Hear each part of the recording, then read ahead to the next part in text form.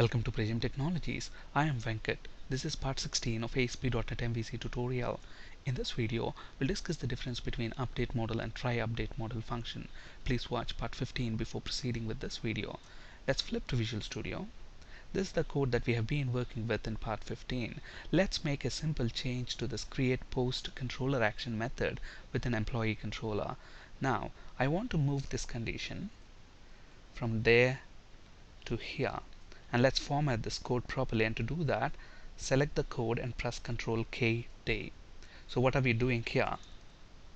So after we invoke this update model function, we are checking the model state. Okay, let's quickly run this with this change, and let's navigate to employee create controller action method. Okay, now let's not fill any data and then press this create button, and let's see what's going to happen. Now look at the change that we made.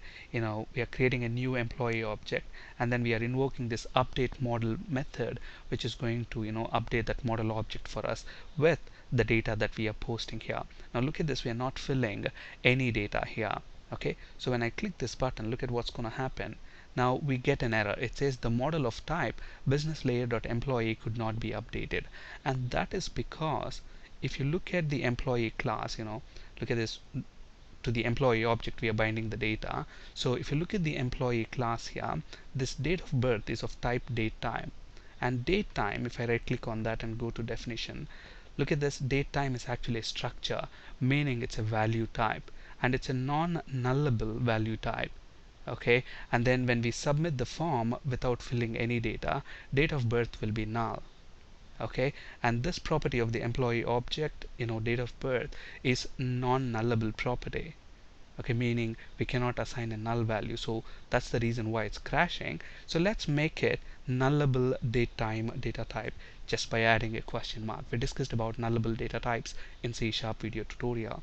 Okay, so with this change, let's go ahead and run this application once again, and let's navigate to employee controller create action method. And again, without filling any data, let me go ahead and click on this create button. Look at this, we get a different error now. It says procedure function sp_add_employee expects a parameter at name which was not supplied. Now if you remember, we have a stored procedure, so sp_help text, and the name of the stored procedure is sp_add_employee. So this is the stored procedure that gets called, and then it's complaining that the stored procedure has got a parameter at name, and for that parameter we are not supplying a value. Okay, why is that? Because if you look at the parameters of the stored procedure here, all of them are required parameters. Okay, since we are passing, look at this, if I don't fill any data and then submit this form, we are passing a value of null, and that's why the stored procedure is complaining that I don't have a value for that parameter. Okay, to make these parameters optional, all I'm doing here is setting them to null. Let's do that for all of the parameters: name, gender, city, and date of birth. And then let's alter this stored procedure. Press F5, so command completed successfully. Now let's go ahead and run this once again. Let's navigate to employee controller create action method, and then let's submit the form without filling any data again. Now look at this, I get another error. Object cannot be cached from DB null to other types. And look at where I'm getting the error. We have the error in employee business layer.cs file at line number 34. So let's see what we have at line number 34 in employee business layer.cs file. So if I press Ctrl G and then go to line 34, look at this, this is the line, and look at this, when does this property get executed? When we try to load the employees from TBL employee table. Because what actually happened is, let me actually select the data from the table, and look at that, we have a new row inserted into this table, and look at name, gender, city, date of birth, all of them are null. So when we actually submitted this form, the insert has actually happened, but it inserted a blank row. Why? Because we didn't fill any of the data here. But then after we perform the insert, what is this controller action method doing? It's redirecting the user back to the index action. And what does index action do? Index action is actually retrieving all the employees from the database table and then trying to display them in this index view. But then when we try to retrieve employees, look at what we are doing. We are executing this sp get all employees stored procedure, which is going to retrieve all of the employees, and then we are looping through each row and then converting, assigning name to name, gender to gender, city to city. And look at this, we are assigning date of birth to date of birth, but we need to convert that to date time. Why is that? Because when you use the string indexer to retrieve date of birth out of this reader object, you're converting, by default it's object type, but we need to cast that to date time before we assign it to this date of birth property. Okay, so when we are doing this conversion, this date of birth is actually null, and we are using convert.toDateTime function, so you cannot convert a null object to date time, so that throws an exception. Okay, so how do we correct this error? It's very easy to fix this error. So obviously, what does the error say? Let me click on create once again. Look at that, again the same error, but we should have another blank row inserted into the database table. Look at that. Now, and what does the error say? It says object cannot be cast from db null to other type. So here, this is returning db null. So all we need to do check, before we execute this line, if it's db null. If it's not db null, then go ahead and convert that, otherwise don't do that. And to do that, I'm going to copy this. If rdr of date of birth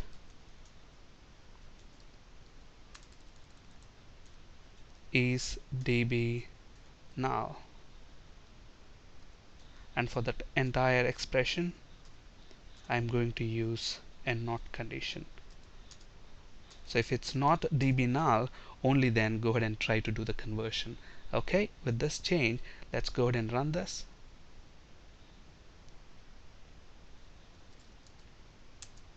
Let's navigate to create action.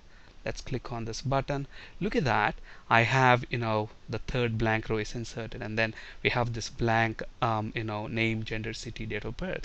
Now let's say, I want name, gender, city, and date of birth, all of these properties of the employee object to be mandatory, because I don't want nulls for any of them to be stored in the database. So how do we do that? It's very easy to do. All you need to do is decorate, the properties of this employee model object. This is what we are using as the model object, in MVC. So I want name, gender, city, and date of birth to be required fields. If that is the case, all you need to do is decorate these properties with required attribute. We'll discuss more about model, data annotations and these attributes in a later video session in detail. But for now, understand that to make a particular field as required, all we need to do is decorate that with required attribute. And this required attribute is present in system.entityFramework entity framework assembly. So we need to add a reference to entity framework assembly within this business layer project. Now we already have a reference to entity framework assembly in our MVC web application, but not in the business layer project. So we need to add a reference to that, and to do that we can make use of the NuGet package manager. So go to tools and then select library package manager, manage NuGet packages for solution, and within that check for whatever packages that are installed on this for this solution. So it's still retrieving that information. So we have entity framework, which is already installed. So let's go to installed packages, which should say entity framework is already installed. But then look at this, I have this option here, manage. So let me click on that button, and at the moment a reference to entity framework is only added to MVC demo, which is our MVC web application, but not business layer. So I'm going to select that project and then click on OK. So that should add a reference to entity framework from our business layer project as well. Alright, so that should be done now. So click on close. So we have entity framework there. Now this required attribute class is actually present in a different namespace. So let's go ahead and import that. System.componentModel dot data annotations, and then let's say I want to make name a required field, so I'm just using a required attribute there. Along the same lines, I want to make gender also required, city required, and date of birth required. Okay, so with this change, let's go ahead and run this and see what's going to happen. So at the moment in the database table view, we have 3 blank rows. And let's navigate to employee controller create action. Let's click on this button. Look at that, the model of type business layer.employee could not be updated. And notice where we are getting the exception. We are getting the exception when this method is invoked, update model. Okay, now remember we have made name, gender, city, and date of birth fields of this employee object mandatory by decorating that with required attribute. So obviously when this update model is called, it inspected the incoming values from the request, and obviously they are null, and update model throws an exception when there are model validation errors. Now instead of using update model, let's go ahead and use try update model and see what's going to happen. So all I'm going to do here is, instead of using update model, I'm going to use try update model, and let's run this now and see what's the behavior. So now I want to navigate to employee controller create action method, click on create button. Notice that I get the messages here. The name field is required, the gender field is required, city is required, date of birth is required.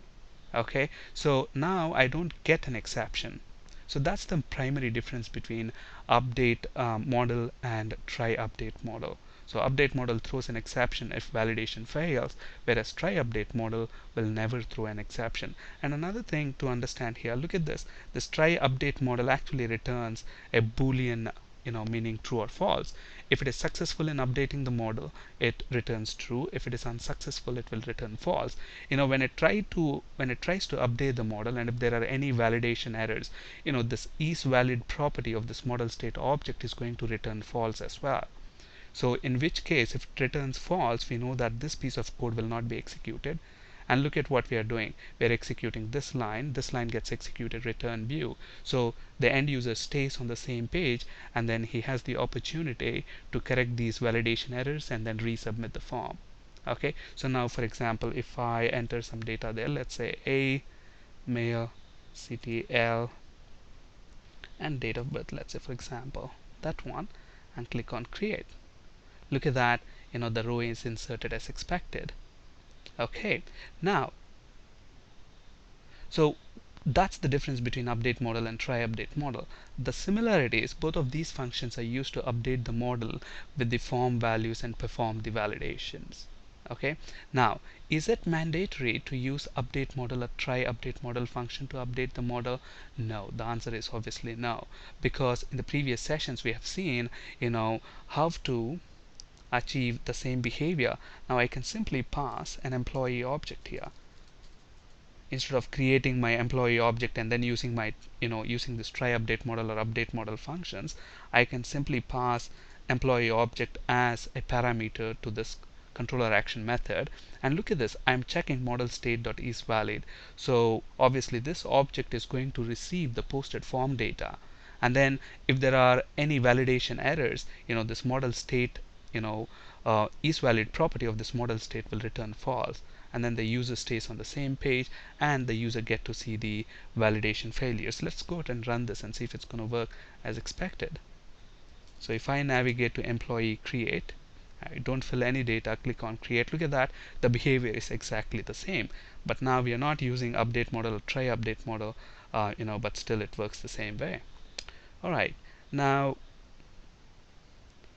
so obviously the next question is, so if we can achieve the same thing without using update model or try update model, then why do we need to explicitly invoke model binding by calling these methods? What's the need? What do we achieve by doing so? So if we want to limit on what can be bound, then explicitly invoking model binding can be very useful. Okay, if this is confusing at the moment, don't worry, we'll be talking about this in a later video session in detail. On this slide, you can find resources for ASP.NET, C# and SQL Server interview questions. That's it for today. Thank you for listening. Have a great day.